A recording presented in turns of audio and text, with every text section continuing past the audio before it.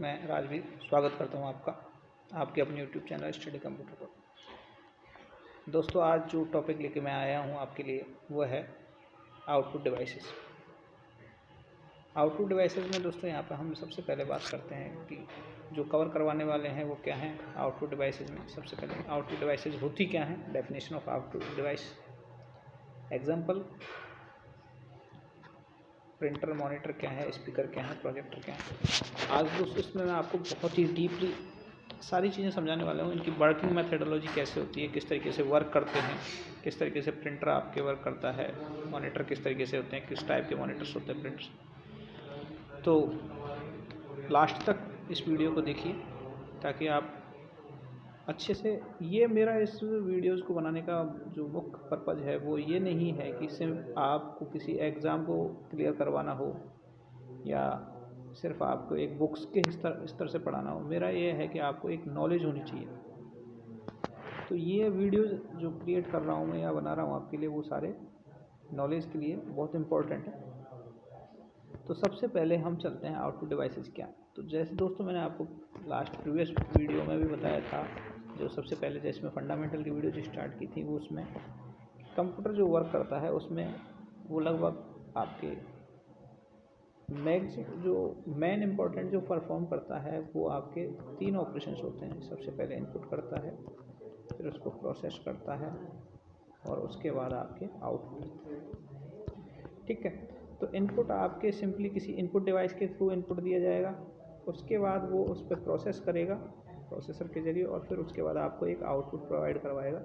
वो कहाँ पर आएगा, आपके आउटपुट डिवाइस पर।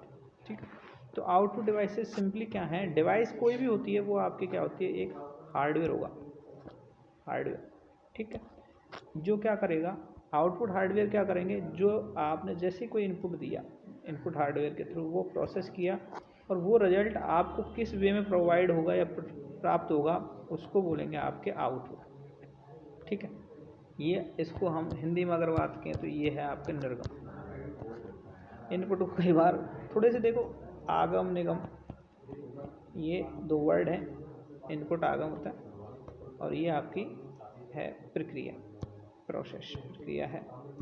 ठीक है, तो इस तरीके से यानी ये क्या है, आउटपुट डिवाइस आपकी एक पेरिफेरल है जो क्या करती हैं, कोई भी आपके रिजल्ट को आपके कंप्यूटर पे शो करेंगे। ठीक है, तो ये हार्डवेयर हैं, इक्विपमेंट्स हैं जो कम्युनिकेट करते हैं रिजल्ट्स को आपको प्रोसेसिंग करके बाद कहाँ पर देते हैं, आउटसाइड द वर्ल्ड। अब आउटपुट आपका 2 तरीके से प्राप्त हो सकता है आपको। सबसे पहला कौन सा है, आउटपुट आपके जो प्राप्त होगा वो या तो सॉफ्ट कॉपी में होगा, सॉफ्ट कॉपी में आउटपुट प्राप्त होगा, या आपके हार्ड कॉपी में प्राप्त होगा। आपके पास 2 तरीके का आउटपुट होते हैं, सॉफ्ट कॉपी में और हार्ड कॉपी में। ठीक है, तो यहाँ पर आपको सॉफ्ट कॉपी में प्रोवाइड करवाने के लिए कुछ डिवाइसेज होंगी और कुछ डिवाइसेज जो आपको हार्ड कॉपी में प्रोवाइड करवाएंगे। तो इसमें कौन कौन सी डिवाइसेज हैं आपके, जो हार्ड आउटपुट डिवाइसेज जो आपको सॉफ्ट कॉपी में प्रोवाइड करवाती हैं, हार्ड कॉपी में करवाती है। तो इनमें देखो आपके एग्जांपल हैं, जिनमें आपका एक मॉनिटर है, प्रिंटर है, स्पीकर है, प्रोजेक्टर है। यहाँ पर आपको जो मॉनिटर है वो आपके सॉफ्ट कॉपी में रिजल्ट प्रोवाइड करवाता है, यह है सॉफ्ट कॉपी। ठीक है, प्रिंटर आपका हार्ड कॉपी में देता है रिजल्ट। ठीक है, स्पीकर, प्रोजेक्टर हैं, ये भी आपके सॉफ्ट कॉपी में देते हैं, स्पीकर और प्रोजेक्टर। अच्छा, प्रिंटर का एक टाइप में है प्लॉटर। तो ये ऐसे भी कर सकते हैं कि हमारे पास आउटपुट के लिए जो डिवाइसेज हैं वो मॉनिटर है, प्रिंटर है, प्लॉटर है, स्पीकर है, प्रोजेक्टर है, जिसमें से प्रिंटर आपका प्लस प्लॉटर, ये दोनों आपकी हार्ड कॉपी देती हैं। हार्ड कॉपी का मतलब क्या होता है, जिस रिजल्ट को हम छू सकते हैं, टेंजिबल पार्ट होता है, जैसे आसानी से एक जगह से दूसरी जगह ले जा सकते हैं, फिजिकल पार्ट होता है, यानी पेपर पर जो रिजल्ट आपको मिल रहा है प्रिंट होकर, वो आपकी क्या है, हार्ड कॉपी। सॉफ्ट कॉपी को हम किसी भी मीडिया में स्टोर कर सकते हैं। ठीक है, तो इसके बाद अब सबसे पहले हम चलते हैं आपके जो आपके आउटपुट में आते हैं, वो है मॉनिटर। मॉनिटर है, मॉनिटर क्या करता है, आपकी रिजल्ट की कैसी देगा आपको, सॉफ्ट कॉपी में रिजल्ट प्रोवाइड करवाएगा। ठीक है, इसमें कोई भी जो रिजल्ट प्राप्त होगा वो आपके डिस्प्ले के जरिए होगा। ये डिवाइस कैसी है, जो डिस्प्ले करके रिजल्ट को प्रोवाइड करवाती है। ठीक है, ये कोई भी जो रिजल्ट डिस्प्ले होते हैं उसमें या तो वीडियोज को काम में लिया जाता है, ग्राफिक्स को काम में, तो ये ग्राफिकली या विजुअली इस पर इंफॉर्मेशंस आती हैं। ठीक है, किसके जरिए, वीडियो कार्ड। ये जो मॉनिटर्स होते हैं ये वीडियो कार्ड के जरिए रिजल्ट्स को हमें प्रोवाइड करवाते हैं। ये आप एक तरीके से सोच सकते हो कि जो वीडियो है, जैसे हम टेलीविज़न है, टीवी है, वो आपको विजुअल वीडियोस प्लस ग्राफिक्स को रिजल्ट में प्रोवाइड करवाता है। तो ये आपके टीवी के तरह से एक मॉनिटर जो होता है वो टीवी की तरह वर्क करता है। ठीक है, अब यहाँ पर आपको ये तो रही बात कि मॉनिटर भी कई प्रकार के होते हैं आपके, जिसमें से तो आपके पुराने टाइम में जो मॉनिटर शुरुआत में आया था 1960 में, तो उस टाइम पे सबसे पहले जो मॉनिटर आए थे वो थे आपके मोनोक्रोम मॉनिटर। मोनो होता है सिंगल, ये वर्ड आपको ध्यान रखना है। मोनो मतलब होता है सिंगल, यानी इनमें जो कलर था, क्रोम का मतलब होता है कलर, ये सिंगल कलर मॉनिटर थे। ठीक है, ये आपके ऐसे कुछ दिखता था पहला मॉनिटर जो था। ठीक, एक बॉक्स टाइप आता था इसमें, हालांकि अभी आगे बताऊंगा आपको, ये CRT टाइप मॉनिटर था शुरुआत में, CRT। ठीक है, और यहाँ पर ये आपकी एक जो डिस्प्ले हुआ करती थी ये आगे, इस पर आपको एक कलर में तो वो खुद डिस्प्ले हुआ करती थी और दूसरा कलर उस पर शो होता था। तो जैसे इसमें हम ये कह सकते हैं कि ये ब्लैक एंड वाइट मॉनिटर था, ब्लैक एंड वाइट।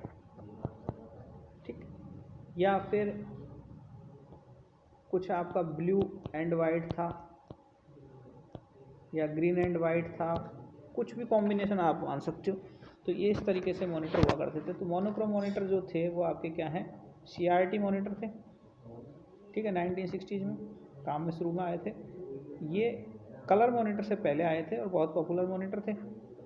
ठीक है, इसके बाद इसमें इसको क्या है, जो आपके इसमें जो यूज़ लिया गया वो एप्लीकेशंस, वो कंप्यूटराइज्ड कैश रजिस्टर सिस्टम काम में लिया गया। तो ये आपके जो मॉनिटर था मोनोक्रोम, इसमें सिंगल कलर मॉनिटर थे ये। यहाँ पर इनमें सिंगल कलर और एक उसका फोरग्राउंड, यानी इसमें हम ये कह सकते हैं कि एक फोरग्राउंड कलर था, एक फोरग्राउंड कलर था और एक आपका सेकंड जो कलर था एंड एक बैकग्राउंड कलर था, एक बैकग्राउंड कलर, ये दो कलर थे। ठीक है, तो इसमें मोनोक्रोम मॉनिटर में आपके दो कलर डिस्प्ले हुआ करते थे, एक बैकग्राउंड में एक फोरग्राउंड। ठीक है, जैसे इसमें ब्लैक एंड वाइट बताया, ग्रीन एंड ब्लैक बताया, अंबर एंड ब्लैक बताया। तो इस तरीके से ये आपके सिंपल मोनोक्रोम मॉनिटर हुआ करते थे। इसको ऐसे समझ सकते हैं कि आपके एक जो मॉनिटर जो उस टाइम को हुआ करता था, वो कुछ मॉनिटर इस तरीके से हुआ करता था कि ये जो डिस्प्ले हुआ करती थी इसमें आपके जो CRT मॉनिटर होता था ये, ठीक है, ऐसे ये कुछ मॉनिटर पीछे से थोड़ा सा बड़ा सारा होता था, ये डिस्प्ले हुआ करती थी। इस डिस्प्ले पर एक क्या है, आपके फॉस्फोरस काम में लिया जाता था। फॉस्फोरस काम में लिया जाता था, तो फॉस्फोरस जो काम में लिया जाता था उस कलर के आधार पे इनका, जैसे अगर इस स्क्रीन पर आपके वाइट फॉस्फोरस काम में लिया जाएगा तो ब्लैक एंड वाइट हो गया, ग्रीन फॉस्फोरस काम में लिया जाएगा तो ग्रीन एंड ब्लैक हो गया, एम्बर कलर आपका काम में लिया जाएगा तो एम्बर एंड ब्लैक हो गया। तो ये इस तरीके से उस टाइम पे मोनोक्रोम मॉनिटर में, तो ये इंपॉर्टेंट ध्यान रखना है कि आपके मोनोक्रोम मॉनिटर जो थे उनमें एक CRT मॉनिटर थे। ये CRT मॉनिटर होने की वजह से इनमें क्या है, एक फास्फोरस को यूज में लिया जाता था, या तो वाइट लिया जाता था या ग्रीन लिया जाता या एम्बर कलर का लिया जाता था, या आप रेड कलर का ले सकते थे। बट रेड कलर जैसे कि आँखों में चुभता है, तो इस वजह से कुछ ऐसे कलर्स को यूज लिया जाता था फास्फोरस को, जिससे ये काम करते थे। इसके बाद आपके पास जो मॉनिटर आए वो थे कलर मॉनिटर। ठीक, कलर मॉनिटर क्या है, ये आप इस टाइम पे ये देख सकते हो कि ये कलर मॉनिटर है, ठीक है। इसमें आपके जो कलर होते हैं वो आपके 16 से लेकर 1 मिलियन तक कलर हो सकते हैं। 1 मिलियन, मिलियंस ऑफ कलर इसमें पाए जाते हैं आपके 16 से लेकर, ठीक। तो कलर मॉनिटर में आप कुछ भी बहुत सारे कलर डिस्प्ले कर सकते हो, ठीक। इसमें जो ये कलर मॉनिटर जो काम करते हैं वो आपके सिंपली 3 कलर पे वर्क करते हैं। RGB, RGB की फुल फॉर्म है आपकी रेड प्लस ग्रीन और ब्लू, यानी ये 3 कलर से मिलकर इसमें सारे कलर्स बनते हैं। किसी भी कलर मॉनिटर में ये 3 ही कलर हैं और इनसे बहुत सारे कलर मिलके आपके बन सकते हैं, जिनमें आपके रेड ग्रीन ब्लू, तो इन्हीं से आप कॉम्बिनेशन बनाते हो।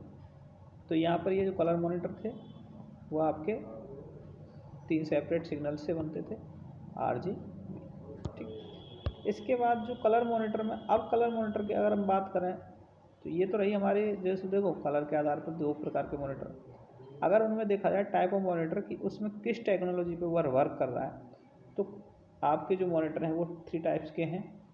Cathode ray tube, CRT monitor बोलते हैं इनको, CRT मॉनिटर है, फुल फॉर्म पूछ ली जाती है। एक होता है light liquid crystal LCD monitor, LCD बोलते हैं। ये काफ़ी आपको पॉपुलर, आपके एनवायरनमेंट में आप बहुत सारे यूज़ करते हो LCD LED। तो LCD है liquid crystal display and LED है आपकी लाइट एमिटिंग डायोड। डिस्प्ले नहीं है, यहाँ ध्यान रखना है, ये लाइट एमिटिंग डायोड है, ठीक है। क्योंकि इस डिस्प्ले को क्रिएट करने के लिए, इस तरीके के मॉनिटर्स को क्रिएट करने के लिए आप कुछ LEDs काम में लेते हो, जिसमें आपने कभी देखी हो, ठीक है। तो इस तरीके की LED होती है। इसके बाद जो आपके सब, अब बात करते हैं हम कैथोड रे ट्यूब के बारे में। तो इसमें डीपली चलते हैं हम। सबसे पहले इसका तो कुछ प्रॉस है, कुछ कॉन्स हैं, कुछ अच्छाई हैं, कुछ बुराई हैं। तो ये शुरुआत में बना था और ये सिमिलर आपके घर में अगर आपने पुराने टाइम में कोई टीवी देखा हो, CRT टीवी, तो ऐसा दिखता था, ये बिल्कुल इस तरीके से दिखता था, ठीक है। ये क्या थे, वजन में बहुत भारी थे ये। इनमें एक ट्यूब हुआ करती थी, ट्यूब, कैथोड रे ट्यूब बोलते हैं जिसको। ऐसे ऐसे एक ट्यूब हुआ करती थी, ये आगे की डिस्प्ले है, ये ऐसे ट्यूब हुआ करती बड़ी सारी, और यहाँ ये पीछे की तरफ कनेक्टर कनेक्ट हुआ करते थे। ये वैक्यूम ट्यूब है, इसमें आगे यहाँ पर आपके फॉस्फोरस लगा हुआ है, ठीक। तो एक तो ये साइज़ में भी बड़ी थी, तो एक तो क्या थी, लार्ज थी। दूसरा वजन में हैवी थी। साथ में इसमें क्या होता था कि ये जो काम करती है यहाँ पर, इसमें कैथोड रे है। तो कैथोड रे का मतलब क्या होता है कि इसमें ये आपके इलेक्ट्रॉन जनरेट करती है, और इलेक्ट्रॉन को जनरेट करके ये क्या करती है, इस स्क्रीन पर सामने हिट करती है। इलेक्ट्रॉन गन होती है इसमें यहाँ पर, ठीक है। तो इससे क्या है, ये हीट प्रोड्यूस करती थी। पावर कंजप्शन भी बहुत ज़्यादा था इसमें। आप एक पॉइंट और जोड़ सकते हो कि ये क्या थी, पावर कंजप्शन में भी ज़्यादा थी, आपकी इलेक्ट्रिसिटी ज़्यादा यूज होती थी यहाँ पर, ठीक है। पर ये सस्ती टेक्नोलॉजी थी, इजी था इसको, ये एक्सपेंसिव नहीं थी, थोड़ी स्लीक थी। पिक्चर क्वालिटी भी इसकी थोड़ी डाउन थी। तो ये आपके CRT के थोड़े से हम ये कह सकते हैं बैक लॉक्स, बैक हैं इसके, यानी कौन से।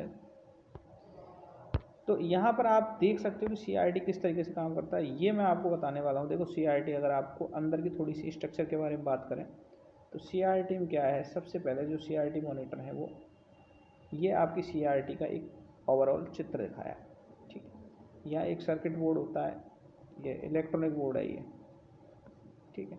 ये इलेक्ट्रॉनिक बोर्ड कहाँ पे कनेक्ट है, इससे कनेक्ट पूरा। CRT में क्या क्या पार्ट होते हैं, CRT में देखो आगे आगे आपका फॉस्फोरस स्क्रीन होती है, ये वाली, ये क्या है, ये है आपकी फॉस्फोरस स्क्रीन। जैसे मैंने अभी बताया था आपको मोनोक्रोम मॉनिटर में कि यहाँ पर क्या होते हैं, जो आगे आगे की डिस्प्ले होती है उस पर फॉस्फोरस की कोटिंग चढ़ी होती है, और वो फॉस्फोरस की, मोनोक्रोम मॉनिटर में फॉस्फोरस की कोटिंग चढ़ी होती है, वो आपकी 1 है, 1 कोटिंग है। वो किसी भी, या तो रेड फॉस्फोरस है, या वाइट फॉस्फोरस है, या आपके ब्लू फास्फोरस है, ग्रीन फास्फोरस है, जो भी है वो यहाँ पर आपकी इस पर कोटिंग चढ़ी होती है। ठीक है। अब कलर मॉनिटर में आपके 3 कलर्स के लिए होती है, यहाँ पर 3 कलर्स की होती है इस तरीके से। ठीक है। तो ये कैसे काम करता है कि देखो यहाँ पर ये आपके कैथोड लगा हुआ है एक, यहाँ पर ये कैथोड क्या करता है, ये जो आपके कनेक्टर लगा हुआ है पिन, यहाँ से पावर सप्लाई मिलने से ये कैथोड आपके एक क्या जनरेट करता है, इलेक्ट्रॉन। ठीक है। ये इलेक्ट्रॉन जनरेट करेगा, ये इलेक्ट्रॉन है, इलेक्ट्रॉन जा रहे हैं। ठीक। इलेक्ट्रॉन के दोनों साइडों में आपके एनोड लगाए जाते हैं। ठीक। ये क्या है, एनोड है, ये जो आपको इस तरीके से दिख रहे हैं, ये हैं आपके एनोड। एनोड क्या करते हैं, इस इलेक्ट्रॉन को एक्सीलरेट करते हैं, यानी इसकी गति को बढ़ाते हैं। गति को बढ़ाने का कारण क्या है कि हमें क्या करना है, इस फास्फोरस को जैसे ही इलेक्ट्रॉन से हिट करवाएंगे तो हिट करते ही वो क्या है, फास्फोरस चमकता था। जैसे ही किसी फास्फोरस के कण पे जैसे ही क्या होगा, आपका कोई इलेक्ट्रॉन हिट करेगा तो वो फास्फोरस क्या करेगा, चमकेगा, फ्लोरेंस करेगा। तो जैसे चमकेगा तो उससे क्या है, वहाँ पर एक आपकी लाइट ऑन हो जाएगी और वो चित्र क्रिएट हो जाएगा। तो ऐसे समझ सकते हैं कि यहाँ से ये क्या करते हैं, एनोड इसको एक्सीलरेट करते हैं, प्लस इसमें फोकसिंग करते हैं, किसकी, इलेक्ट्रॉन्स की, किस लेवल पर जाना। यहाँ पर आपके ये प्लेट लगी हुई हैं, इन्हें डिफ्लेक्शन प्लेट बोलते हैं। एक हॉरिजॉन्टल डिफ्लेक्शन प्लेट है ये वाली, और ये आपके वर्टिकल डिफ्लेक्शन प्लेट है। क्योंकि चूँकि हमें जैसे ये डिस्प्ले है सपोज, तो हमें इस डिस्प्ले पर क्या करना है, पूरे पे चित्र बनाना होता है। तो एक इलेक्ट्रॉन की बीम जो आपकी चलेगी वो ऐसे ऐसे ऐसे ऐसे ऐसे ऐसे ऐसे ऐसे चलेगी। तो हमें वर्टिकली भी इलेक्ट्रॉन्स को मूव करवाना है और हॉरिजॉन्टली भी मूव करवाना है। अब वर्टिकली और हॉरिजॉन्टली अगर मूव करवाना है तो इसको हमें डिफ्लेक्शन करवाने के लिए, इलेक्ट्रॉन की दिशा को चेंज करने के लिए हमने क्या है, वर्टिकल डिफ्लेक्शन प्लेट और हॉरिजॉन्टल डिफ्लेक्शन प्लेट्स का यूज किया। ठीक। तो यहाँ पर आपकी ये इस तरीके से, ये जब वर्टिकल, अब ये इधर की ऊपर नीचे भी जा सकती है और लेफ्ट राइट में भी जाएगी, क्योंकि टीवी स्क्रीन आपने देखी हो तो वो चौकोर होगी, ठीक है, या रेक्टेंगुलर होगी। तो यहाँ पर ये इलेक्ट्रॉन्स मूव करेंगे। ठीक है। अच्छा, इस पूरे पार्ट को जो इलेक्ट्रॉन जनरेट करना है, प्लस एनोड जो एक्सीलरेट करेंगे, प्लस इसको बोलते हैं इलेक्ट्रॉन गन। ठीक। तो ये आपको बहुत इम्पोर्टेंट ध्यान रखना है कि आप कभी भी जब भी आपको CRT दिमाग में आए तो ये ध्यान रखना है कि उसमें CRT की फुल फॉर्म है कैथोड रे ट्यूब। कैथोड होता है जो इलेक्ट्रॉन जनरेट करता है, एनोड होते हैं उसको इलेक्ट्रॉन्स को एक्सीलरेट करते हैं, बहुत स्पीड देते हैं, और वो इलेक्ट्रॉन जाके हिट किस पे करते हैं, आपके डिस्प्ले पे लगे फास्फोरस पे। और उस फास्फोरस पे जैसे ही वो इस इलेक्ट्रॉन गन लगेगी तो वो क्या करता है, आपका वहाँ पर हिट करके उसको फास्फोरस को एक चमका देता है, और चमकते ही वो फास्फोरस कुछ देर में क्या है, आपके आंखों के सामने ऐसे दिखेगा और आपको रोशनी दिखेगी। तो जिस जगह पे वो चमकाएगा तो उस जगह पे वाइट, अगर वाइट फास्फोरस है तो वाइट वाइट दिखेगा, और जहाँ नहीं चमक पाएगा वो आपका ब्लैक दिखेगा। तो ब्लैक एंड वाइट फास्फोरस यानी ब्लैक एंड वाइट टीवी बन गई। तो ये आपके सिंपली आप ध्यान रख सकते हो कि ये आपके CRT मॉनिटर है। ठीक। अब इसके बाद आपके CRT मॉनिटर में थोड़ा सा मैं आपको और डीप ले चलता हूँ। ये तो सिंपली मैंने बताई वाइट फास्फोरस की वाली बात। तो CRT मॉनिटर में अगर हम कलर मॉनिटर की बात करें तो कलर में हमारे पास क्या है, RGB चलता है। तो CRT मॉनिटर में मिलियंस ऑफ तिनी रेड, ग्रीन और ब्लू फास्फोरस की डॉट होते हैं। अब उसने क्या किया है कि पहले तो जैसे अगर आपको मोनोक्रोम मॉनिटर बनाना था तो आपकी जो डिस्प्ले थी उस पर आप क्या है, रेड फास्फोरस या वाइट फास्फोरस या ग्रीन फास्फोरस या ब्लू फास्फोरस का लगाते थे। अब क्या किया, आपको कलर कराना है तो उस पर आपने रेड, ग्रीन और ब्लू फास्फोरस के डॉट्स बना दिए। ठीक। जिनसे इलेक्ट्रॉन बीम क्या करेगी, आपकी जाके हिट करेगी, और उस हिट करने के आधार पर आपको इलेक्ट्रॉन बीम स्क्रीन पर कोई भी विजिबल इमेज क्रिएट करेगी, जो इमेज दिखेगी, ठीक। और साथ में आपके यहाँ से आप क्या कर रहे हो, ये इस तरीके से 3 इलेक्ट्रॉन की बीम जाएंगी और इन्हीं 3 से बहुत सारे आपके कलर क्रिएट होंगे। कौन कौन से? RGB, रेड ग्रीन ब्लू से। तो यहाँ से ये जो रेज जो चलती हैं वो इलेक्ट्रॉन गन जनरेट करती है, मैं आपको बता चुका। और ये हीटेड कैथोड से निकलते वैक्यूम जाती हैं और इलेक्ट्रॉन्स बनते हैं। और एनोड पॉजिटिव होते हैं, ये अट्रैक्ट करते हैं इलेक्ट्रॉन को, इसलिए उसकी क्या है, स्पीड बढ़ जाती है और वो जाके किस पे है, फॉस्फोरस पे जाके टकराती है और वो ग्लो करती है, ठीक है। तो इस तरीके से आप ये सोच सकते हो कि ये इस तरीके से पिक्चर बनती है। अच्छा, इसको थोड़ा सा और डीप अगर देखना चाहें हम, तो यहाँ पर ये देख सकते हैं कि ऐसे डॉट पिच बनती है, शैडो मास्क होती है, ठीक। स्क्रीन है ये, यहाँ पर क्या है, बहुत सारे RGB रेड ग्रीन ब्लू के बहुत सारे डॉट बने हुए हैं, बहुत नज़दीक है, ठीक है।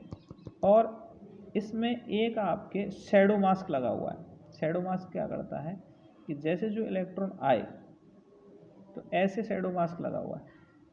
देखो ये या तो डॉटेड में भी हो सकती है शैडो मास्क में, या लाइनिंग्स में भी हो सकती है, RGB जैसे पास। और इसमें फिर एक मास्किंग होती है।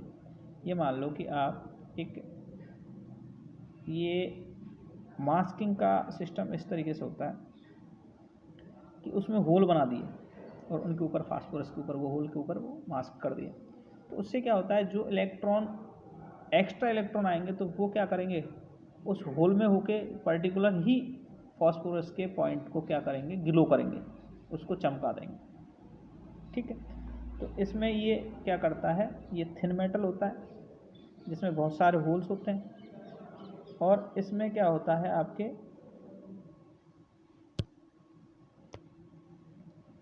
इसमें क्या होता है कि आपके बीम निकलती है, होल्स फोकस पे लगती है सिंगल पॉइंट पे, वो फॉस्फोरस सरफेस को ही प्रदीप्त कर पाती है और बाकी को उसको क्या करती है, वो छोड़ देती है, ठीक। तो बाकी को अनवांटेड बीम को क्या कर देते हैं, वो ब्लॉक कर देते हैं, इसको जिसको बोलते हैं हम शैडो। तो इसमें मैं ज़्यादा डीप आपको और नहीं ले जाना चाहूँगा, सिंपली मैंने आपको एक ओवरऑल, ताकि आपके दिमाग में रहे कि जब भी हम CRT पे वर्क करते हैं तो CRT किस तरीके से काम करती है, ये आपको ज्ञान होना चाहिए, जो मैं आपको बता चुका। अब चलते हैं हम दूसरे आपके टाइप के मॉनिटर है आपका LCD, लिक्विड क्रिस्टल डिस्प्ले। ये भी एक टाइप ऑफ मॉनिटर है। अगर CRT के कंपैरिजन में देखा जाए तो ये बहुत कम स्पेस लेता है, मुश्किल से आपका 1 इंच मोटाई में होता है या 2 इंच मोटाई में होगा, ठीक है। जबकि आपका जो CRT मॉनिटर था उसकी जो मोटाई हुआ करती थी वो आपके लगभग फुट वर से 1.5 फुट के समथिंग हुआ करता है। ये वजन में भी कम हो गए, लो पावर कंजप्शन हो गई, एक्सपेंसिव थे। और इसमें पर एक जो कमी थी वो थी लिमिटेड व्यूइंग एंगल्स, यानी इसमें हम आपके डिफरेंट एंगल्स से देखने पर हमें उसकी क्लियरिटी नहीं दिखती थी डिस्प्ले पर, हम पूरी तरीके से उस चीज़ को। तो इसके कुछ फिक्स हैं, जैसे 20 डिग्री लेफ़्ट से 20 डिग्री राइट तक हम देख सकते हैं, अगर थोड़ा सा और 20 से ज़्यादा गए तो हम पूरी तरीके से उसको क्लियर नहीं देख पाएंगे। अच्छा, यहाँ पर आपको जैसे एक चीज़ मैं थोड़ा सा ऐड करना चाहूँगा कि आप जैसे सोच रहे होंगे कि LCD लिक्विड क्रिस्टल डिस्प्ले का मतलब क्या है। तो देखो लिक्विड क्रिस्टल डिस्प्ले में, देखो वैसे बात की जाए तो क्रिस्टल जो है वो क्रिस्टल अपने आप में क्या होता है, बहुत सॉलिड मटेरियल होता है, ठीक। और यहाँ बात कर रहे हैं हम लिक्विड की। तो ऐसा पॉसिबल कैसे है कि आपके कोई चीज़ लिक्विड भी हो और सॉलिड भी हो।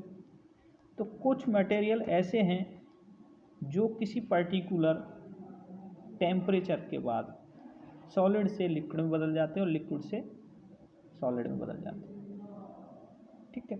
तो यहाँ पर हमें ये ध्यान रखना है कि ये जो डिस्प्ले बनती हैं वो ऐसे मटेरियल से बनती हैं जो 2 तरीके की होती हैं इसमें, हालांकि LCD भी, जिनमें एक होती हैं कि कुछ पर्टिकुलर हीट से ही बदलती हैं और कुछ होती हैं इलेक्ट्रिसिटी से बदलती हैं। जैसे कुछ पर्टिकुलर इलेक्ट्रिसिटी का फ्लो हुआ किसी जगह होकर तो वो क्या करती हैं, अपने आप में लिक्विड में बदल जाएगा। और पर्टिकुलर अगर आपके अमाउंट ऑफ जो इलेक्ट्रिसिटी है वो कम हुई तो वो सॉलिड में बदल जाएगी। और ये काम आपका बहुत ही माइक्रो सेकेंड्स में होता है।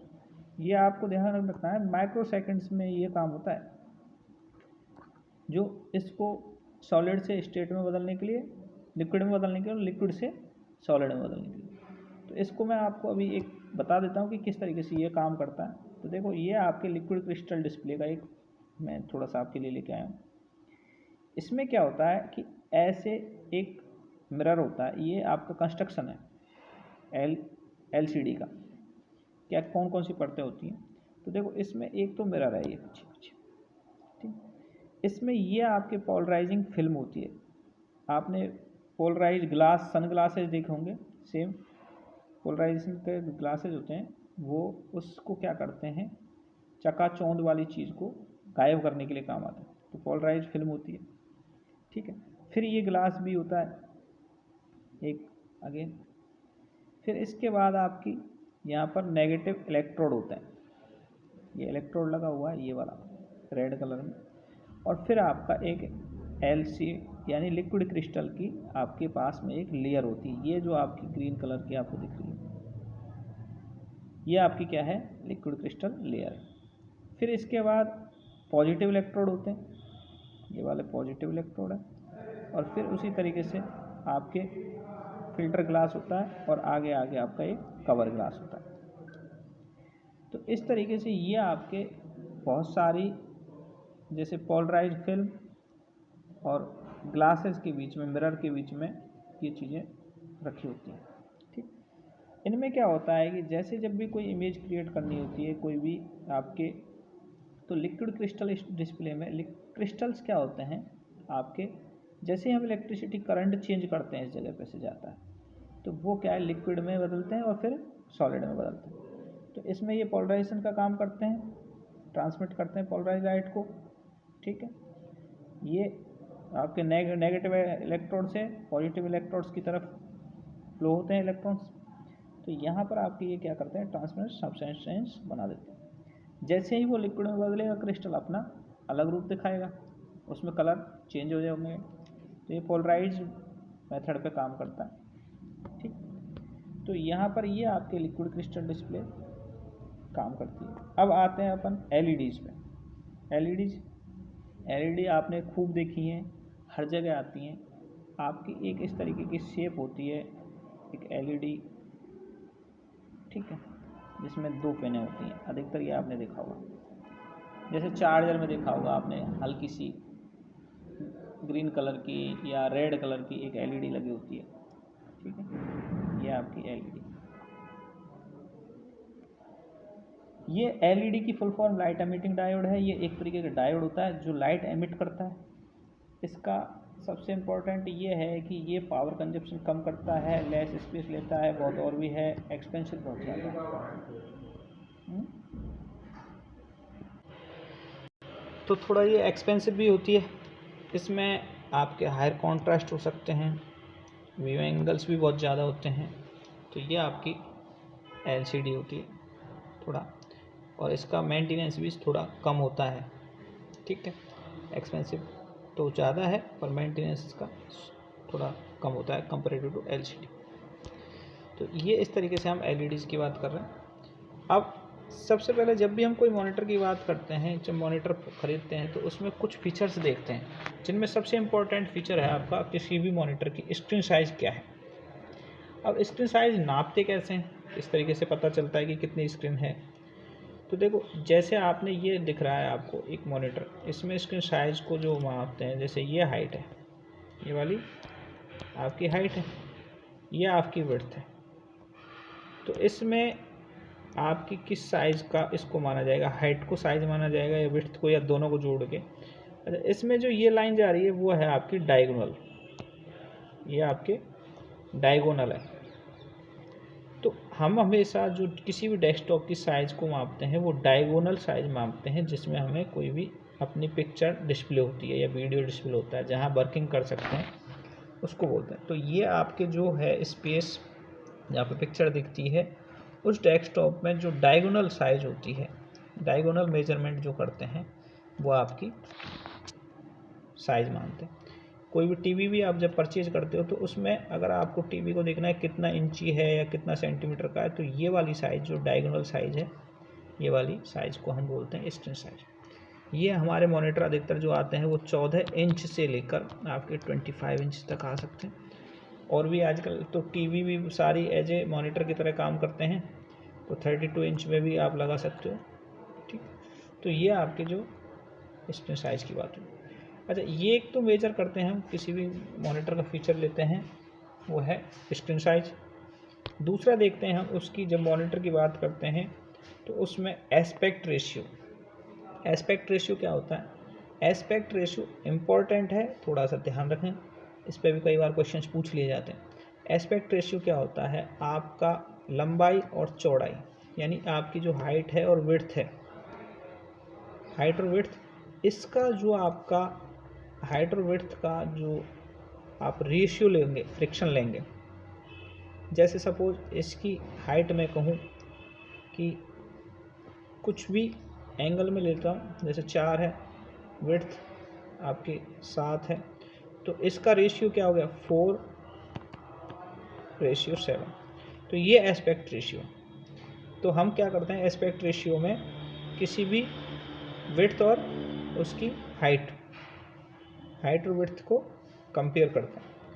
तो जो सबसे ज़्यादा जैसे कॉमन एस्पेक्ट रेशियो हैं जो मॉनिटरों में चलते हैं आजकल, तो बहुत सारे और भी हैं, उनमें पहले जो चलते थे वो है आपका 4:3। ठीक, यानी कोई भी जैसे हो सकता है कि आपके एक 8 हो, दूसरी 6 हो, ये एक 8 इंच की है और दूसरी 6 इंच की है, यानी उसकी हाइट 6 इंच है और विड्थ है 8 इंच। ये डिस्प्ले की साइज हो सकती है। या फिर आपका दूसरा जो एस्पेक्ट रेशियो है वो है 16:9 या 4:9 है, 4:3 है। तो इस तरीके से ये एस्पेक्ट रेशियो होता है। इसमें थोड़ा सा और डीप चलते हैं अपन, एस्पेक्ट रेशियो में ऐसे देखना है, ऐसे देख सकते हैं। तो एस्पेक्ट रेशियो जब भी जैसे 4:3 का है, तो 4:3 में क्या है? 4 इसकी विड्थ है और 3 इसका, और अगर इसको 16:9 करेंगे तो थोड़ी सी साइज़ क्या हो गई इनकी, जो आप देख पा रहे होंगे इसे, ये 16:9 है, ये कैसी है? 16:9, और ये कैसी है? 4:3। ठीक, तो वाइड एंगल हो जाता है, थोड़ा सा वाइड बढ़ जाएगी थोड़ी सी इस तरीके से। तो यहाँ पर हमारे ये तो रही एस्पेक्ट रेशियो, और एस्पेक्ट रेशियो के आधार पे उसके चलते हैं रेजुलेशंस। किसी भी जो भी मॉनिटर है उसमें रेजुलेशंस बहुत इंपॉर्टेंट, किसी भी क्लियरिटी के लिए। अगर किसी क्वालिटी, पिक्चर क्वालिटी की जब बात करते हैं, तो पिक्चर क्वालिटी का जो बात करेंगे या डेंसिटी करेंगे, तो वहाँ पर पिक्चर क्वालिटी डिपेंड करती है। उसको बोलते हैं हम कि वो कितने आपके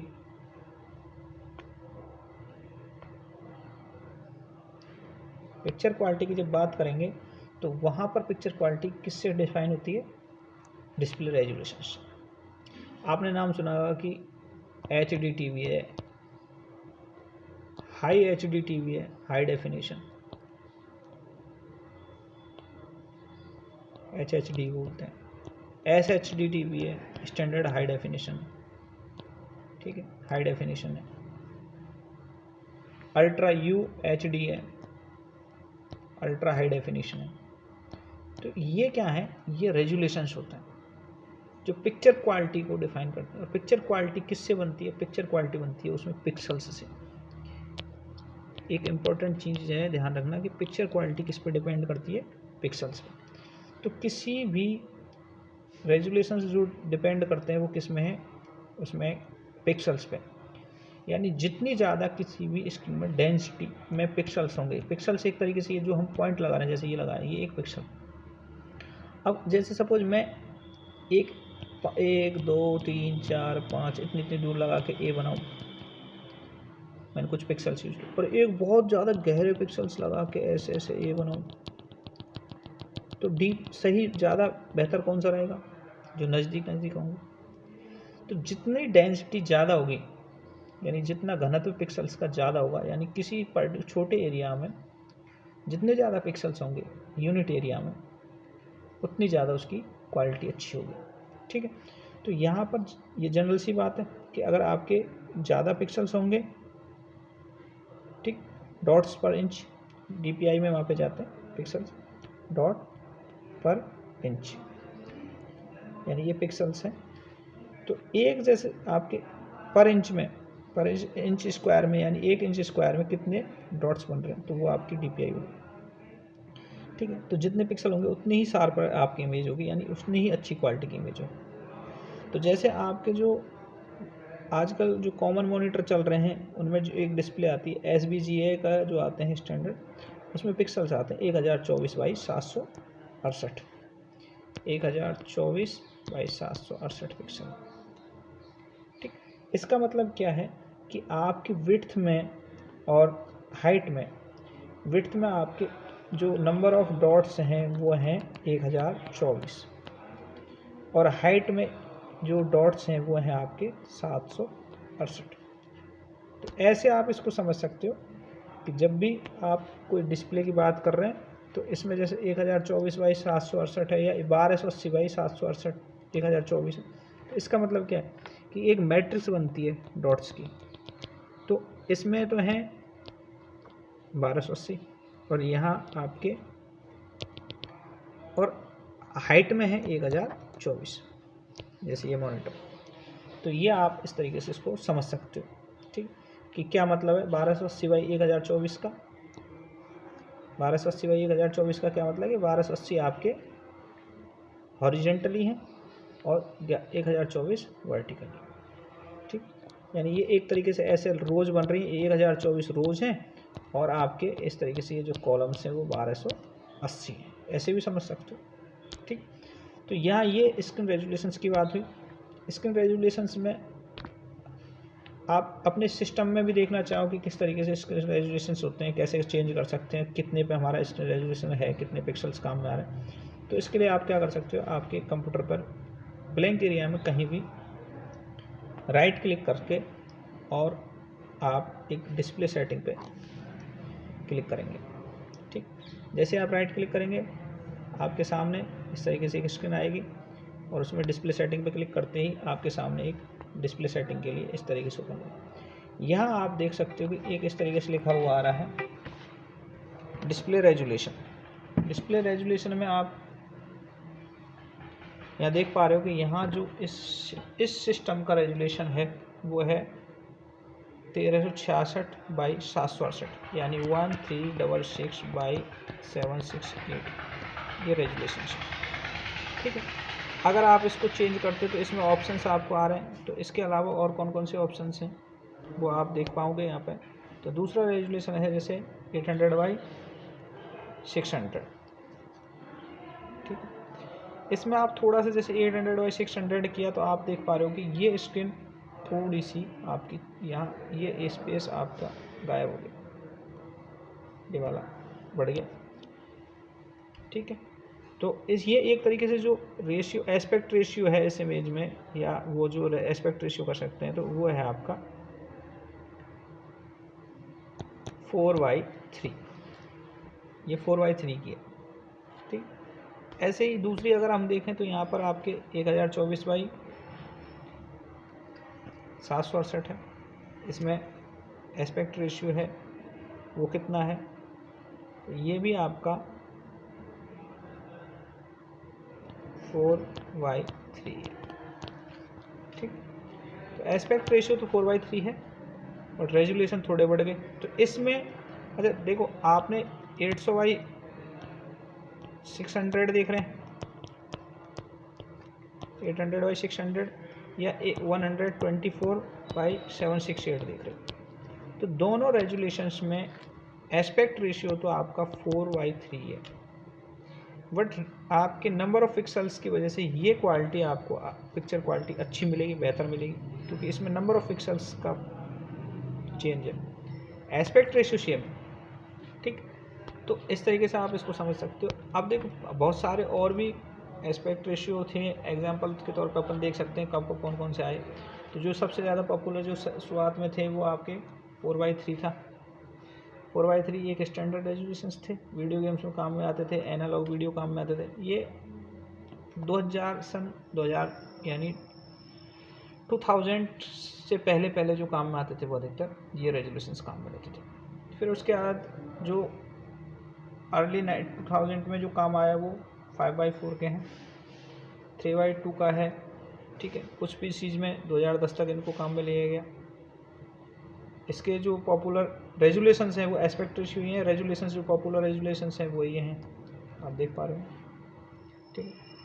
आजकल एक रेजुलेशन जो चलता था अभी कॉमन कंप्यूटर में अभी भी चल रहा है, डेल के पीसी हैं, लेनोवो के पीसी हैं, उनमें नेटवर्क वगैरह हैं, उनमें आता है 16/10, जिसमें अधिकतर अभी मैंने आपको जैसे बता रहा था ये टीवीओं में भी आते हैं, ठीक है, ये रेजुलेशंस आते हैं। तो जितना ज़्यादा रेजुलेशन होगा, एस्पेक्ट रेशियो पर डिपेंड नहीं करता जितना रेजुलेशन। एस्पेक्ट रेशियो तो सिंपली आपकी इमेज को कि कितना शो कर पाओगे आप एक एरिया में, हाइट और विड्थ का रेशियो होता है, जबकि रेजुलेशन उसकी क्वालिटी का फ़र्क पड़ता है, ठीक। ऐसे ही आपके 16/9 का है, जैसे अभी मैंने मेरे सिस्टम पे बताया उसमें कौन से थे, 1366/768, तो ये आपके किसके हैं, HDTV के, ये अभी जो मॉडर्न कंप्यूटर उनकी डिस्प्ले में आ रहा है। ऐसे डिजिटल सिनेमाज में जो काम में आते हैं वो जिनमें हम बोलते हैं 4K रेजुलेशन, ये इंपॉर्टेंट ध्यान रखना है। 4K रेजुलेशन जो होता है वो होता है 4096/2160, ये इंपॉर्टेंट ध्यान रखना। आजकल 4K बहुत इंपॉर्टेंट चल रहा है, 4K डिजिटल सिनेमा में ज़्यादातर हम इसको काम में लेते हैं, ठीक। इसका एस्पेक्ट रेशियो क्या है, 17/9, ठीक है। एक इसी तरीके से आपके 21/9 का है, ये प्रोफेशनल गेमिंग्स डिस्प्ले में काम में लिया जाता है। 32/9 में ये रेजुलेशंस हैं, और भी हाई हैं 4K से भी, ठीक है। कुछ रेजुलेशंस जो एडवर्टाइजमेंट्स में काम में लिए जाते हैं वो ये हैं, बड़े सारे जो बैनर बनते हैं, बड़े बड़े डिस्प्ले लगती हैं, आपने देखा होगा कई बार बॉल चलती है, बॉल एडवर्टाइजमेंट बॉल होती है, एक इसको ध्यान रखना, एडवर्टाइजमेंट बॉल है, उस पे एडवर्टाइजमेंट वॉल पे जो रेजुलेशन चलते हैं वो 17:4280/4320, बहुत, क्योंकि वो स्क्रीन भी काफ़ी बड़ी होती है, आपने देखी होगी कई बार गाड़ियों में लगी हुई स्क्रीन होती है, ठीक। तो ये तो बात रही हमारी रेजुलेशन की। अब आते हैं डिस्प्ले रेजुलेशन, तो मैंने अभी बता ही दिए, रेजुलेशन हो गया कंप्लीट। अब लेके चलते हैं हम रेजुलेशन के बाद रिफ्रेश रेट, ये भी आपके एक मॉनिटर के फीचर्स में, देखो सबसे पहले मॉनिटर के फीचर में हमने क्या देखा, उसके कलर डेप्थ, ठीक। उसमें एस्पेक्ट रेशियो देखते हैं, एस्पेक्ट रेशियो क्या है, इसके बाद उसके रेजुलेशंस देखते हैं, और अब एक आती है रिफ्रेश रेट। जब भी आप परचेज करो या कुछ भी काम करते हैं अपन, तो इन चीज़ों को देखना चाहिए। ये हमारे टीवीज वगैरह में भी, जब हम टीवी परचेज करेंगे, कोई भी टीवी LED LCD, तो ये ध्यान रखनी है LCD या LED परचेज करते समय कि ये चीज़ें देखनी होती हैं। तो इसमें रिफ्रेश रेट का मतलब क्या होता है, number of times in A second that monitor draw the image, ये डेटा कह लो या इमेज कह लो, यानी ये क्या है, एक सेकंड में कितनी बार कोई इमेज डिस्प्ले पर रीड्रॉ होती है, रीड्रॉ यानी बार बार बनती है। जैसे आपको स्क्रीन दिख रही है अभी, तो स्क्रीन आप वीडियो देखते हो, कई बार आपने देखा हो कुछ कंप्यूटरों पर वीडियो देखते हैं तो आपकी वीडियो बढ़ती है तो जर्किंग टाइप में फ्लिकरिंग करती है, फ्लिकरिंग एक ये वर्ड है, फ्लिकरिंग, फ्लिकरिंग करती है। तो फ्लिकरिंग का मतलब क्या है, ये आँखों को अगर जैसे कोई फ्लिकरिंग करेगी तो आपको आँखों को क्या है, वो थोड़ी सी चुभती है और माइग्रेन पैदा करती है, सर दर्द होता है। तो उसमें जितनी ज़्यादा रिफ्रेश रेट में हर्ट्ज में मापते हैं, इसको यह ध्यान रखना, ठीक है। और हमारी जो स्टैंडर्ड रिफ्रेश रेट है वो क्या है, 75 हर्ट्ज, ये भी ध्यान रखनी है आप, डिस्प्ले की 75।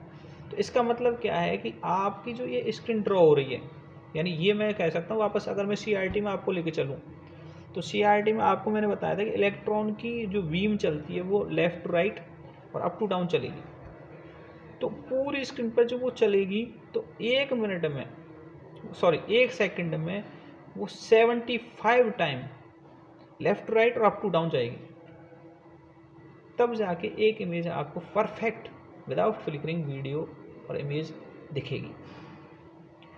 तो ये एक बहुत ही इंपॉर्टेंट चीज़ है कि रिफ्रेश रेट जो है वो आपकी इस तरीके से काम करती है। ठीक, इस पर फ्लिकरिंग नहीं आएगी, ये आपकी मॉनिटरिंग फ्लिकरिंग होती है। जैसे आप देख पा रहे हो आधा ऊपर की स्क्रीन थोड़ी सी अलग कलर की हो गई, नीचे की कुछ डार्क हो गई, अटक जाती कई बार, जर्किंग सी ऐसे ब्रैकेट से बनने हुए नज़र आएंगे आपको, ब्लॉक से बनने जा रहे थे, कुछ आधी इमेज कुछ डिफरेंट कलर की दिखेगी, कुछ आधी, तो इसको बोलते हैं फ्लिकरिंग। तो जितनी फ्लिकरिंग को रोकना है तो रिफ्रेश रेट को क्या करना पड़ेगा, आपको बढ़ाना पड़ेगा। रिफ्रेश रेट आपके फ्लिकरिंग को रिमूव करती है, जिससे आंखों में आपकी परेशानी नहीं होगी, ना ही आपको हेडेक होगा। ठीक है, इसके बाद आप जो मॉनिटर के फीचर्स में देखते हो वो है कलर डेप्थ। कलर डेप्थ भी एक इम्पॉर्टेंट चीज़ है। आप जब कलर लेते हो तो कितने कलर में है, तो इनिशियली जो मॉनिटर्स आए थे उनमें जो टाइप थी वो EGA मॉनिटर थे, EGA, फिर VGA थे। EGA में आपके 4 बिट कलर चलते थे। ठीक है, कलर डेप्थ जो थी 4 बिट थी। 4 बिट में क्या है, टोटल मिला के कुल मिला के कितने कलर बन पाते थे, 16। यानी इसको ऐसे भी याद कर सकते हो कि आपके 4 बिट कलर हैं तो 2⁴ यानी टोटल कितने कलर कंस्ट्रक्ट होंगे, 16। अगर 8 बिट हैं कलर तो आपके टोटल कलर कितने हो जाएंगे, 2⁸ 56। और अगर 16 बिट कलर है कोई भी मॉनिटर आपका तो वो इसमें क्या होंगे, 2⁻16 यानी 65,536। और अगर 24 बिट कलर है जिसे आप ट्रू कलर कहते हैं, आजकल ये चलते हैं सबसे ज़्यादा, 24 बिट कलर चलता है, 16 मिलियंस ऑफ कलर बनते हैं। इसका मतलब थोड़ा सा समझा देता हूँ कि देखो, जैसे अगर आपको कोई इमेज है, अगर इमेज को शो करना है तो इमेज यहाँ पर जैसे आप देख पा रहे हो कि यहाँ पर ये आपके कलर डेप्थ में EGA मॉनिटर यानी 4 बिट कलर है।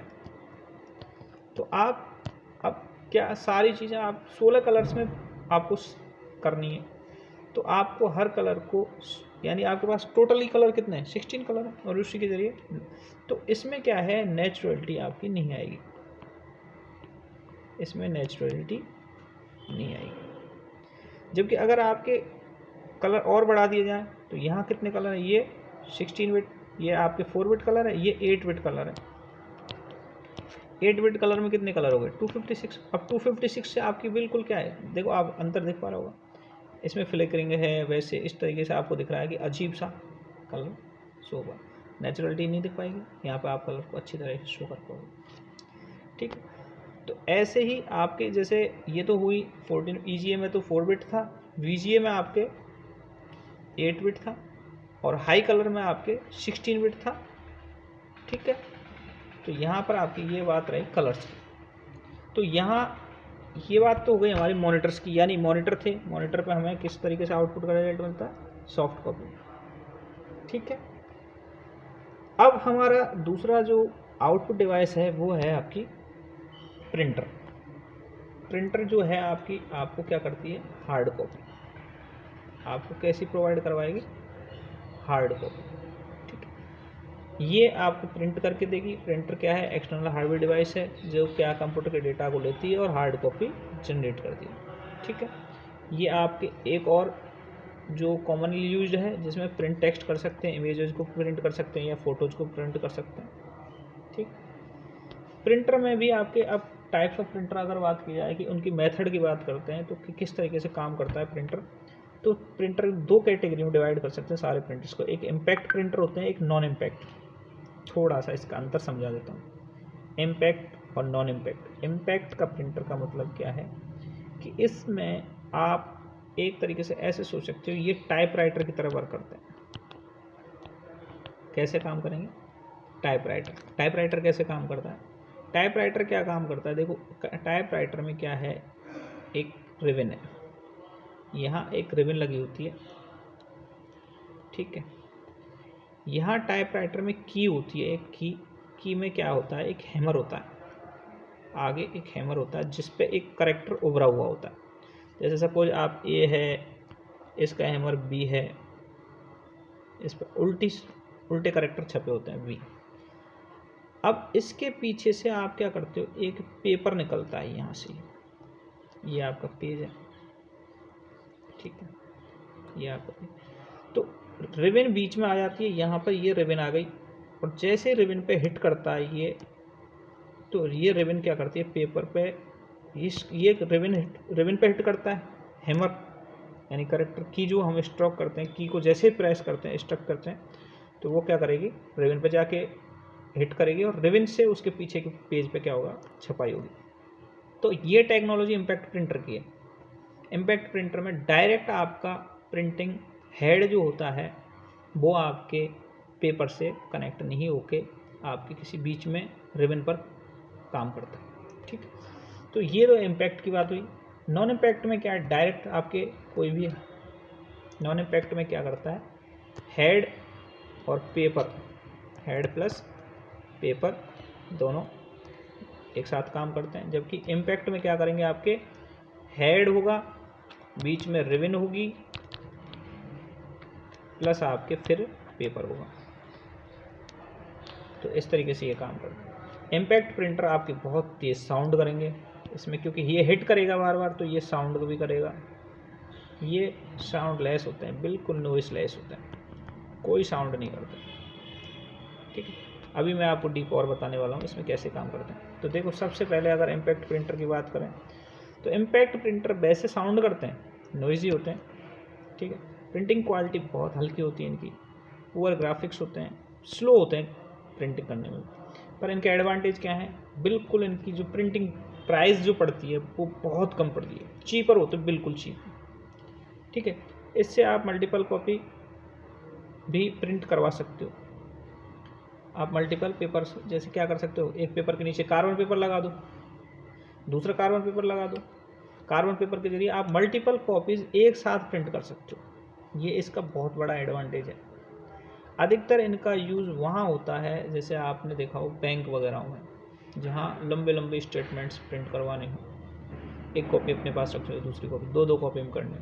तो ये क्या है, एक्सपेंसिव भी बहुत कम है, इनकी प्रिंटिंग जो प्राइस है वो बिल्कुल कम है, क्योंकि रिबन है, रिबन सिंपली आपके एक बार उस पर आराम से। तो इसमें क्या करता है, ये stick paper and ribbon together form a character and like a typewriter. तो ये टाइपराइटर की तरह वर्क करता है।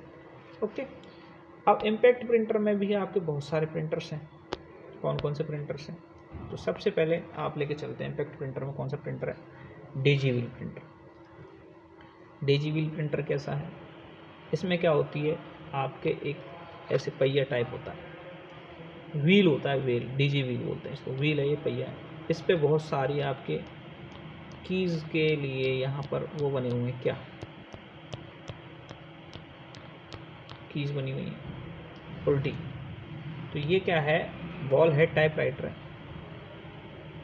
ठीक है, इसमें मेटल का व्हील होता है या प्लास्टिक का व्हील होता है, जिसमें हर एक पे क्या होता है, करेक्टर उभरा होता है। इन पे, यहाँ पे एक करेक्टर है, यहाँ पे बी करेक्टर है, सी है, डी है, ई है। तो ये क्या करता है, जैसे ये मूव करता है, व्हील मूव करता है, और जिस भी करेक्टर को प्रेस करना होता है उस करेक्टर की जगह पे से ये क्या करता है, हिट करता है, किस पे, रिबन पर। तो इसमें ये हैमर होता है, हैमर प्रेस करता है व्हील पे, और इससे क्या करता है, आपके कोई भी शेप या करेक्टर पे जो भी होगी वो करेक्टर की कहाँ पे प्रिंट हो जाएगी, पेपर पर प्रिंट। ठीक, इसमें बिल्कुल लोअर क्वालिटी के प्रिंट आउट निकलते हैं, इससे ग्राफिक्स प्रिंट आप नहीं कर सकते। अच्छा, दूसरी चीज़ ये है कि ये बिल्कुल स्लो होता है। ठीक, अच्छा, इसके बाद जो दूसरा प्रिंटर आप देख सकते हो ऐसे डीजे व्हील, ये है, ये एक व्हील है, इस पे आपके व्हील पे क्या बने हुए हैं, करेक्टर लगे हुए। ये प्रिंटर आप देख पा रहे होंगे। डीजे व्हील के बाद आते हैं अपने डॉट मैट्रिक्स प्रिंटर पर। डॉट मैट्रिक्स प्रिंटर कैसा होता है, इसमें देखो जैसे नाम से पता चल रहा है डॉट मैट्रिक्स, और जहाँ मैट्रिक्स की बात आ जाए, मैट्रिक्स का मतलब होता है कोई भी चीज़ जहाँ रो और कॉलम में अवेलेबल हो, रो एंड कॉलम में जो चीज़ बनेगी आपकी वो होगी मैट्रिक्स। ठीक है, तो इसमें क्या होता है, एक इस तरीके से हेड होता है, पेनें होती हैं, पेनें, इस हेड में क्या है, पेन, रो में और कॉलम्स में 9 पेन होंगी, 2 पेन होंगी, 24 पेन होंगी, या कितने भी पेन होंगे, ये पेन होती हैं इस हेड पर। ठीक है, अब यहाँ से क्या कर रहा है ये, कि ये क्या करता है, जो पर्टिकुलर करेक्टर बनाना होता है, जैसे सपोज मुझे बी बनाना है, तो यहाँ वाली ये जो पेनें हैं ये आपकी आगे आ जाएंगी, बी वाली पेनें, और ये आपके पेपर पे रिबन पे हिट करेंगी और रिबन पे हिट करके वो क्या करेगा, आपके प्रिंट करेगा। तो ये क्या करता है, ये पिन को निकालता है और रिबन पे डालता है, जिससे आपके डॉट्स से वो क्या बनेगा, करेक्टर बनेगा। तो इसमें जो करेक्टर आप देख पाओगे तो आपको डॉटेड करेक्टर बने हुए मिलेंगे, आपको हल्के हल्के से डॉटेड ऐसे, ठीक है। तो ये डॉट मैट्रिक्स प्रिंटर का प्रिंटिंग का वे है। अभी आपको इस तरीके से समझा देता हूँ। देखो ये ऐसे क्या होती है, डॉट मैट्रिक्स प्रिंटर इस तरीके से दिखता है, वैसे ऊपर से अंदर की मैकेनिज्म कैसे है कि ये पेपर है, ठीक है, यहाँ आपकी ये रिबन जा रही है, ये रिबन जा रही है, ये पेपर, ये क्या है, डॉट मैट्रिक्स का हेड है जिसमें पिन है, ठीक है, ये पिन है। इसको थोड़ा सा ऐसे देख सकते हैं, ये रहा, ये हेड रहा, तो इसमें ये पिन रही, प्रिंट हेड है ये वाला जो पार्ट आगे का जो पेपर रिबन पे हिट करेगा वो ये वाला पार्ट यहाँ पे है, ठीक। ये इसमें जो पिनें होती हैं वो सोलेनॉइड से आपकी कनेक्ट होती हैं, जिसमें प्रिंट वायर लगे होते हैं। ये सोलेनॉइड क्या करती है, ये सोलेनॉइड है जो आपके इस पिन को धक्का देती है या वापस खींचती है। यानी सोलेनॉइड का यहाँ पे क्या काम है, पिन को पुश करने का है, पिन को पुश करती है, जिससे पर्टिकुलर करेक्टर की छपाई होती है। तो इससे हम ग्राफिक्स भी प्रिंट कर सकते हैं, लो क्वालिटी के ग्राफिक्स प्लस करेक्टर्स भी प्रिंट कर सकते हैं या इमेज भी प्रिंट कर सकते हैं। तो ये डॉट मैट्रिक्स का काम होता है। इसमें सोलेनॉइड लगी होती है जो पिन कनेक्ट होती हैं, पिन को आगे पीछे मूव करवाती हैं सोलेनॉइड, यानी इन्हीं से कनेक्ट होती हैं सारी पिन, रिबन पे हिट करती हैं ये पिन और ये पेपर पे छपता है, ठीक है। इसके बाद आपका नॉन इम्पैक्ट प्रिंटर आते हैं। नॉन इम्पैक्ट प्रिंटर में क्या है, मैंने जैसे बताया ये साउंड नहीं करते हैं, वो साउंड करते हैं, ठीक। नॉन इम्पैक्ट में आपके क्या है, क्वाइट होते हैं बिल्कुल, कैन हैंडल ग्राफिक्स, ये बहुत अच्छी क्वालिटी के ग्राफिक्स का प्रिंट कर सकते हैं, फास्ट करते हैं। बट इसका नुकसान क्या है, नुकसान क्या है कि ये एक्सपेंसिव होते हैं, इनकी जो आपकी बेसिस खरीदने में भी एक्सपेंसिव है और इनकी प्रिंटिंग जो प्राइस है, प्रिंटिंग प्राइस पर पेज जो आती है वो भी बहुत महंगी पड़ती है कंपैरेटिव टू आपके डॉट मैट्रिक्स प्रिंटर और अदर प्रिंटर्स के। ये आपके स्पेस भी थोड़ा ज़्यादा लेते हैं और इसका जो मेंटेनिंग कॉस्ट है वो भी काफ़ी हाई है, ठीक है। प्लस इनमें जो पावर सप्लाई है वो तो आपकी ज़्यादा लेते ही हैं ये, ठीक। तो इस तरीके से हम इनको थोड़ा सा नॉन इम्पैक्ट प्रिंटर के कई सारे डिसएडवांटेज भी हैं, एडवांटेज भी। अब नॉन इम्पैक्ट में सबसे ज़्यादा इम्पोर्टेंट जो प्रिंटर चलता है वो है आपका लेजर प्रिंटर। लेजर प्रिंटर कुछ दिखने में आप देख पा रहे होंगे, आपने अधिकतर ऑफिसों में जहाँ भी काम आते हैं, कॉर्पोरेट्स में या ऑफिसों में, वो आपके लेजर प्रिंटर काम आते हैं। ये आपके हाई क्वालिटी के ग्राफिक्स और टेक्स्ट को प्रोड्यूस करते हैं, ठीक है। इसमें ये स्कूलों में, ऑफिसों में अधिकतर ये काम आपके लिए जा सकते हैं, लार्ज क्वांटिटी में यूज किए जाते हैं। अब इसकी वर्किंग करता काम कैसे करता है, ये लेज़र प्रिंटर इसको क्यों कहा जाता है, क्योंकि इसमें जो काम आता है वो लेज़र काम में आती है। दूसरा एक इसमें लेज़र के साथ में एक टोनर काम में आता है, ये आपको मैं बता देता हूँ, ठीक है। लेज़र एक लाइट है, ठीक, और टोनर काम आता है। इसमें क्या करता है, डायरेक्ट आपका टोनर में एक तरीके से आपकी क्या होती है, इंक होती है। ये इंक डायरेक्ट आपके साथ पेज के साथ क्या होती है, कनेक्ट होती है, यानी ये नॉन इम्पैक्ट है। इसमें कोई हिट वगैरह नहीं होता है, चोट वगैरह नहीं लगती है, कहीं रिबन काम में नहीं आती है। टोनर होता है सिंपली और इस तरीके से काम करता है। तो ये कैसे काम करता है ये मैं आपको ग्राफिक्स के जरिए दिखाना चाहूँगा थोड़ा सा। देखो आपने प्रिंटर देखा होगा, तो प्रिंटर में देखना कभी नीचे नीचे जैसे ये ट्रे लगी हुई है, यहाँ से आपका ये किसी मैकेनिज्म की तरह ये पेपर उठता है। यहाँ आप देख पा रहे होंगे ये आपके एक फोटो रिसेप्टर ड्रम लगा होता है। कभी आपने देखा हो तो एक इस तरीके से एक ड्रम होता है ग्रीन कलर का, जो बहुत चमकीला ड्रम होता है। प्रिंटर को कभी खोल के देखा हो, नहीं देखा हो तो देख लेना कभी मौका मिले तो। ये एक फोटो रिसेप्टर ड्रम होता है, इस पर शाइनिंग होती है, काफ़ी तेज शाइनिंग, थोड़ा सा कलर में आता है। इसे बोलते हैं, ये है आपका फोटो रिसेप्टर ड्रम, ठीक है। फोटो रिसेप्टर ड्रम क्या करता है, एक्चुअली इसकी जो प्रिंटिंग की प्रोसेस है वो कैसे होती है कि सर्किट बोर्ड से एक आपकी ये लेज़र बीम है, ये लेज़र जनरेट करता है, लेज़र जनरेट करता है। यहाँ एक लेंस से ये रिफ्लेक्ट होके इस फोटो रिसेप्टर ड्रम पे पड़ती है, और फोटो रिसेप्टर ड्रम उस पे क्या करता है, वो फोटो को रिसेप्ट करता है और मूव करते हुए यहाँ से ये जैसे ड्रम यहाँ जाएगा, यहाँ लगा हुआ है आपका टोनर, ये टोनर है। इसमें आपकी कोई भी एक इंक फिल होती है जो मैग्नेटिक इंक होती है, ठीक। ये एक मैग्नेटिक इंक होती है, या मैग्नेटिक नहीं हो तो ये कई क्वालिटी की, कई तरीके की इंक हो सकती हैं। तो यहाँ एक इंक होती है जिसे अपन बोलते हैं टोनर, यानी ये पाउडर होता है। तो यहाँ से जैसे ही इसने क्या किया, इसने उसको फोटोज़, जो फ़ोटो यहाँ से लेज़र पड़ी उसकी वजह से यहाँ पर कोई पर्टिकुलर आकृतियाँ इस पर बन जाती हैं।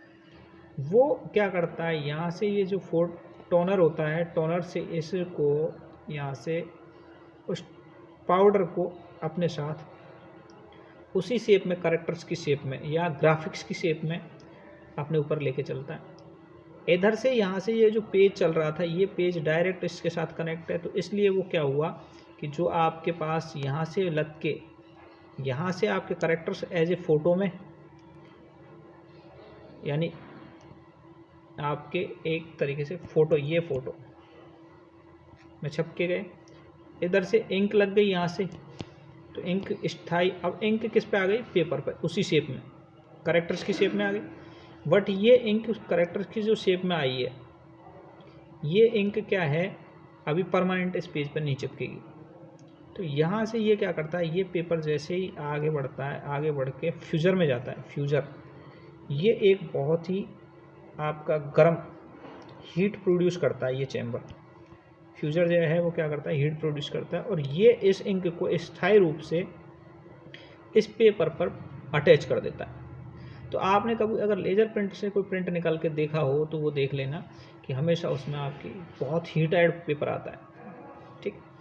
ये आगे बढ़ जाता है पेपर, और ऐसे निकलते हुए आपके मैकेनिज्म के थ्रू बाहर आ जाता है, ठीक है। तो ये तो बात रही इसकी। अच्छा, ये घूमते घूमते फिर इसमें फ़ोटो डिस्चार्ज लैंप लगा होता है, जिससे वो क्या करता है, वापस डिस्चार्ज कर देता है, फिर उसको यहाँ से चार्ज करता है। तो ये आपके इस तरीके से काम करता है, यानी कि पेपर यहाँ पर एक लेज़र पड़ती है, लेज़र पड़ के उसको चार्ज करती है, किसको, फोटो रिसेप्टर ड्रम को, ड्रम को चार्ज करके वो ड्रम में चार्ज हो जाता है। वो क्या करता है, टोनर से अपने पाउडर को उठाता है उसी शेप में, कैरेक्टर्स की शेप में या ग्राफिक्स की शेप में, और फिर वो आपके पेपर पे टच होके जाता है। इसलिए ड्रम पे टच, पेपर पे वो इंक उसी शेप में आ जाती है जिस कैरेक्टर्स या ग्राफिक्स की शेप में, और वो पेपर आपके फ्यूज़र में होके जाता है, जिससे वो क्या है, इंक इस पे पेपर पे स्थायी रूप से आपके स्टेबिलिटी में आ जाती है, स्थायी रूप से ऐड हो जाती है, ठीक। तो ये आपके एक लेज़र प्रिंटर की वर्किंग टेक्नोलॉजी है, ओके। अब आते हैं हम, ये नॉन इम्पैक्ट प्रिंटर ही है, MFP बोलते हैं, बस इसका कोई अलग से प्रिंटर नहीं है। ये क्या है, आजकल क्या है, प्रिंटर्स में ही कुछ मल्टी फंक्शनल भी कर दिया गया है। प्रिंटर में ही आपने फ़ोटोकॉपियर की भी फैसिलिटी डाल दी, ठीक है। प्रिंटर में ही आपने स्कैनिंग की फैसिलिटी डाल दी, ठीक। और आपके प्रिंटर तो मल्टीपल काम हो रहे हैं। एक प्रिंटर जो होता है, प्रिंटर, स्कैनर, फोटोकॉपियर, फैक्स का काम कर रहा है, इसलिए इसका नया नाम क्या दे दिया, मल्टी फंक्शनल प्रिंटर। तो ऐसा कुछ इस अलग से नहीं है इसमें मल्टी फंक्शनल में, बस इसमें टेक्नोलॉजी ऐड करके इसको आजकल एज ए फिर इनपुट की तरह भी काम करता है। स्कैनर है तो इसमें स्कैनर आ गया, तो वो इनपुट की तरह भी काम करेगा, यहाँ स्कैनर ऐड है। अब इसके बाद आते हैं आपके इंकजेट प्रिंटर पे। ये नॉन इम्पैक्ट प्रिंटर का ही है। इंकजेट प्रिंटर किस टेक्नोलॉजी पे काम करता है, इंकजेट क्या है आपके, एक इस तरीके से ये समझ सकते हो कि आपके इसमें एक हेड होता है, हेड में क्या होते हैं, आपके नोजल लगे होते हैं, यानी ये क्या है, नोजल।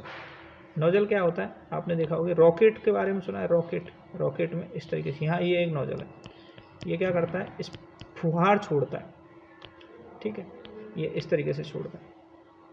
तो यहाँ पे क्या होती है, ये AC टेक्नोलॉजी पे काम करता है कि ये जो आपका हेड होता है, इसमें नोजल्स होते हैं, और नोजल्स क्या करते हैं, फुहार छोड़ते हैं, और उसी शेप में, जिस शेप में आपको ग्राफिक्स क्रिएट करने हो या टेक्स्ट क्रिएट करना हो, तो इंकजेट प्रिंटर जो है वो आपका वेरिएबल साइज ड्रॉपलेट्स यानी बूंदें छोड़ता है, फुहार छोड़ता है मटेरियल इंक की, जो आपके किसी भी साइज़ के पेपर पे प्रिंट होती है। ठीक, ये आजकल वैसे सबसे महंगा एक्सपेंसिव प्रिंटर में आता है। इसकी प्रिंटिंग जो है वो बहुत ही एक्सपेंसिव होती है।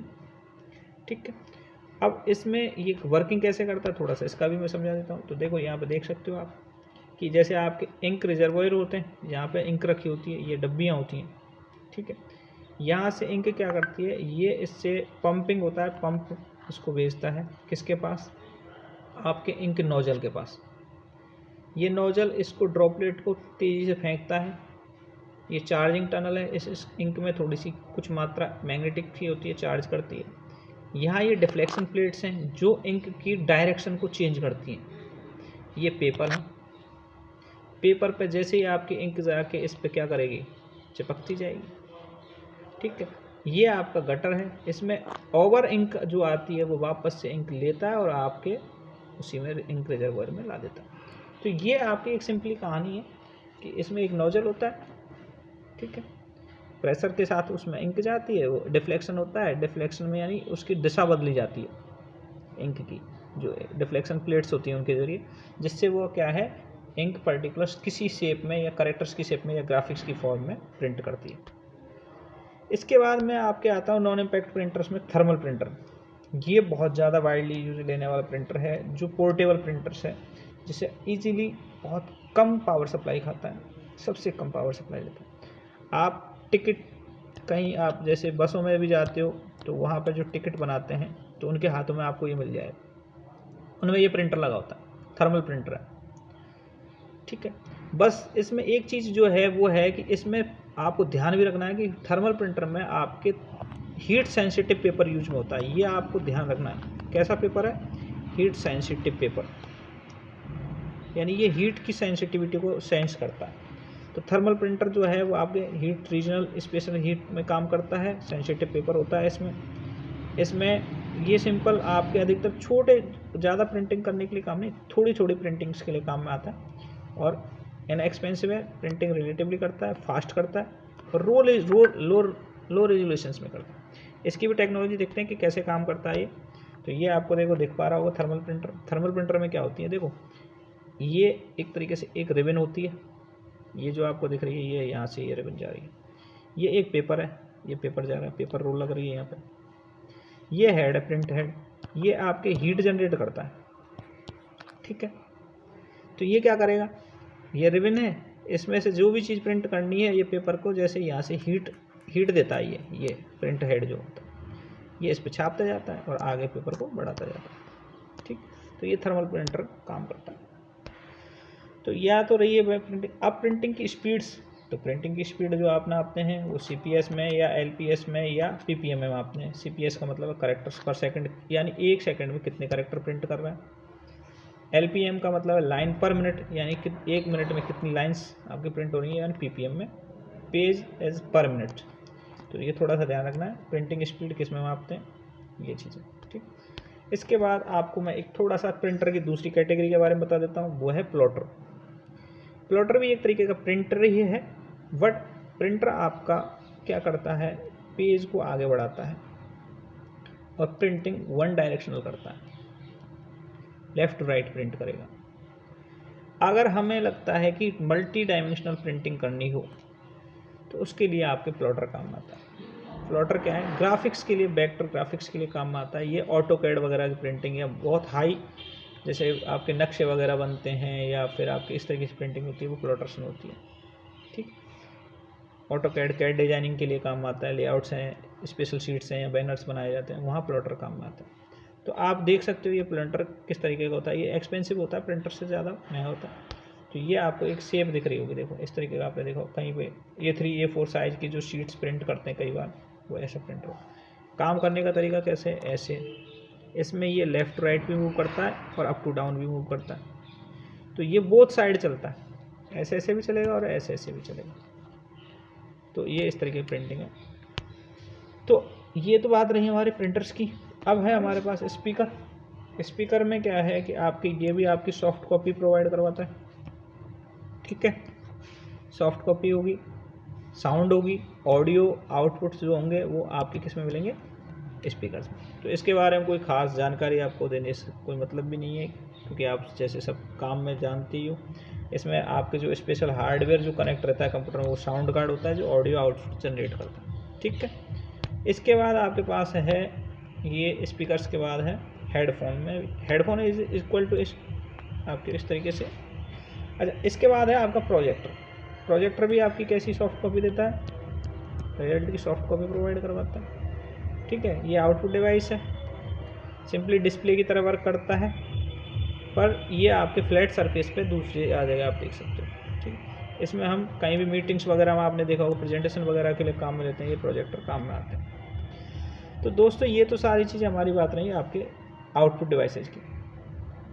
दोस्तों और भी जानकारी के लिए मेरे साथ यूँ ही बने रहिए। Thank you for watching. Thank you.